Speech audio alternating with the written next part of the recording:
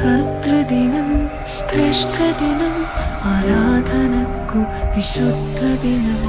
Hallelujah ഗാനം ചൊല്ലി ഹൃദയങ്ങൾ വാഴ്ത്തിടാം.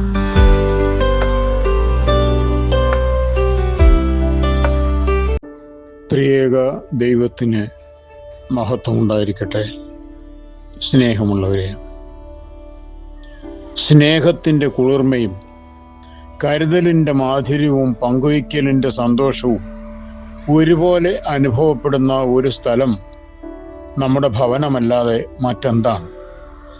ഭവനങ്ങൾ പല വലിപ്പത്തിലും ആകൃതിയിലുമുള്ളതാകാം. കൊട്ടാര സദൃശ്യങ്ങളായ മണിമന്ദിരങ്ങളും വൈക്കോൽ മേഞ്ഞ പുൽക്കുടിലും മരുപ്രദേശങ്ങളിലെ ചെറുകൂടാരങ്ങളും കൊടുങ്കാട്ടിൽ വിഷക്കൊമ്പുകൾ കെട്ടിയുണ്ടാക്കുന്ന മാടങ്ങളും ഭവനങ്ങളാണ്.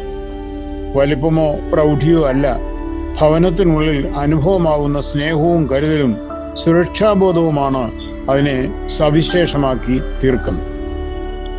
എല്ലാ മനുഷ്യരിലുമുള്ള രണ്ട് അഭിനിവേശങ്ങൾ ശ്രദ്ധിക്കാം. ഒന്ന്, ഭവനത്തിന് പുറത്ത് സ്വതന്ത്രമായി വിഹരിക്കുവാനുള്ള ആഗ്രഹം. മറ്റത്, എവിടെയൊക്കെ യാത്ര ചെയ്താലും ഭവനത്തിൽ മടങ്ങി വരുവാനുള്ള അഭിവാഞ്ച്യം. ഇവ പരസ്പരം ഭിന്ന ഭാവങ്ങളാണെങ്കിലും പൊരുത്തപ്പെടുന്നവയെന്ന് പറയാം. യാത്ര ചെയ്യുവാനും ബാഹ്യലോകം ചുറ്റി നടന്ന് കാണാനുമുള്ള ആഗ്രഹമില്ലാത്തവർ നന്നേ ചുരുങ്ങും.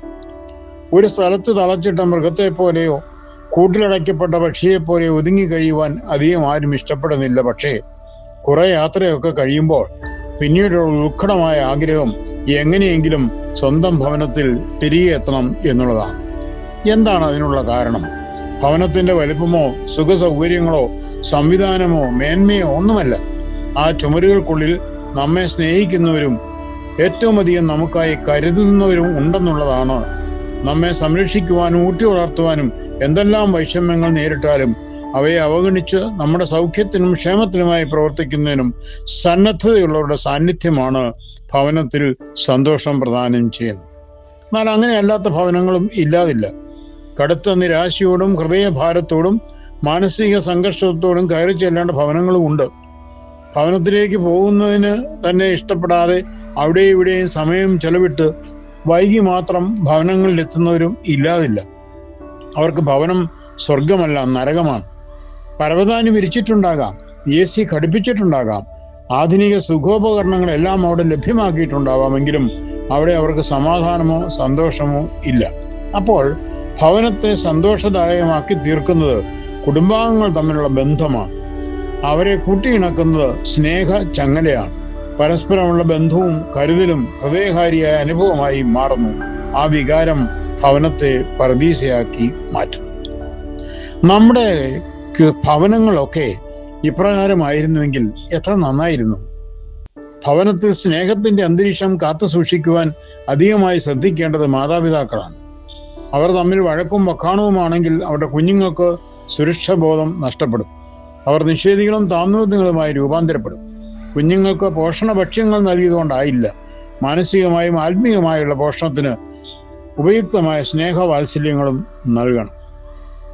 ഈ അടുത്ത സമയത്ത് നല്ല നിലയിൽ ബാങ്കിൽ ജോലി ചെയ്ത് വിരമിച്ച ഒരു മനുഷ്യനെ കണ്ടുമുട്ടി. മക്കളൊക്കെ നല്ല നിലയിലെത്തി. പക്ഷേ അദ്ദേഹം ഇന്നൊരു വിശ്രാന്തി മന്ദിരത്തിൽ അഭയം തേടേണ്ടി വന്നിരിക്കുന്നു. ഭവനത്തെക്കുറിച്ചുള്ള ഓർമ്മ സന്തോഷമല്ല, ദുഃഖവും നിരാശയുമാണ് ആ ഹതഭാഗ്യനിൽ ഉയർത്തുന്നത്. പണം വാരിക്കൂട്ടാനും സ്വാർത്ഥ താല്പര്യങ്ങൾ പരിപോഷിപ്പിക്കാനുള്ള വ്യഗ്രതയിൽ കുടുംബ ബന്ധങ്ങളും കഷ്ടപ്പാടുകളും മാതാപിതാക്കളും ഒക്കെ വിസ്മരിക്കപ്പെടുന്നത് കഷ്ടമാണ്. പ്രിയമുള്ളവരെ, എപ്പോൾ നാം നമ്മുടെ ഭവനത്തിലേക്ക് തിരിച്ചെത്തുമ്പോഴും കൃതജ്ഞതയും സ്തോത്രവുമാണ് നമ്മുടെ ഹൃദയത്തിൽ നിന്ന് ഉയരേണ്ടത്. അവിടെ ലഭിക്കുന്ന സ്നേഹത്തിനും സംരക്ഷണത്തിനും ആശ്വാസത്തിനും പ്രോത്സാഹനത്തിനുമെല്ലാം കൃതജ്ഞത നമ്മിൽ നിന്ന് ഉയരണം. അതേസമയം ഭവനമില്ലാത്ത എത്രയോ ഭാഗ്യഹീനർ നമ്മുടെ സമൂഹത്തിലുണ്ടെന്ന് ഓർക്കുക. അവരുടെ കുറ്റം കൊണ്ടല്ലാതെ വിപരീത സാഹചര്യങ്ങൾ മൂലം ഭവനരഹിതരായവരെ കുറിച്ച് ഓർക്കുവാനും നമുക്ക് കഴിയേണ്ടതാണ്. സാമ്പത്തിക സഹായം നൽകാൻ കഴിയുമെങ്കിൽ പിന്മാറരുത്. മനുഷ്യന്റെ പ്രാഥമിക ആവശ്യങ്ങളിൽ ഒന്നാണ് പാർപ്പിടം എന്നോർക്കുക. നമ്മുടെ ഭവനത്തിൽ പരസ്പരം സ്നേഹവും കരുതലും ക്ഷമയും പങ്കുവയ്ക്കലും നാം പരിപോഷിപ്പിച്ച് അതിനെ സ്വർഗീയ അനുഭവമാക്കി തീർക്കുവാൻ പ്രത്യേകം ശ്രദ്ധിക്കണമേ. എല്ലാ നന്മകളും നേരുന്നു. നിങ്ങളുടെ ജോൺ പോൾ കോറപ്പിസ്കോപ്പ അച്ഛൻ.